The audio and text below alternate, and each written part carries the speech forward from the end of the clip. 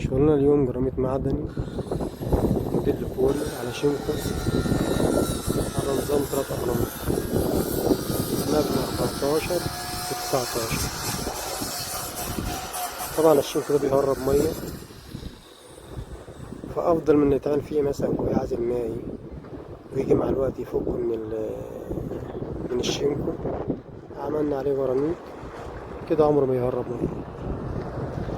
أول شيء عملنا هرمين، هرم في الوسط وهرم صغير في الأمام، والحين بنعمل هرم خلفي.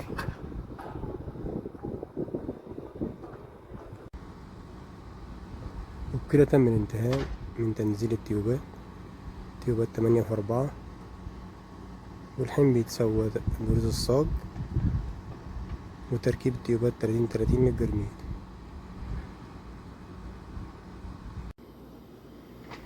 وبكده تم الانتهاء من تركيب التيوبات 30 للجرميل وتركيب ديكور الصاج وتركيب مجرى المية في الوسط. طبعا ديكور الصاج فتحنا كل متر و20، والحين بنبدأ بتركيب الجرميل. طبعا الجرميل أنا مش محتاج لعوازل مائية ولا قبل كشف ولا حاجة، اللي تحتيه طبعا شينكو. في نفس الوقت طبعا التركيب الجرميت المعدني بيبقى أضمن شوية على الأماكن اللي زي دي من غير الجرميت الفخار. طبعا في النهاية هنوريكم الزاوية كيف بنسويها علشان ما تهربش مية. هي أكتر أصلا شيء بيهرب في الجرميت المعدني الزاوية.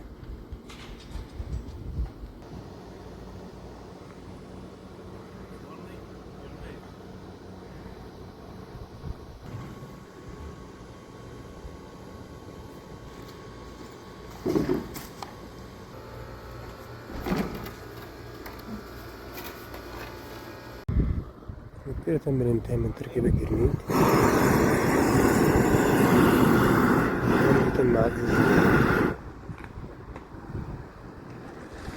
طبعا تركيب العازل المائي ده ما يخلي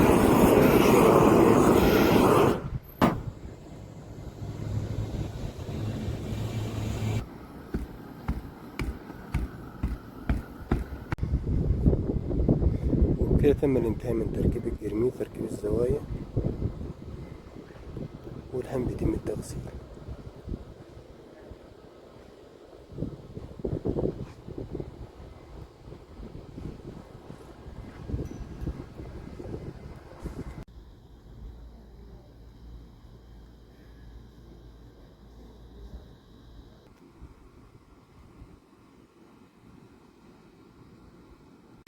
والآن بيتم التغسيل للشغل بالكامل.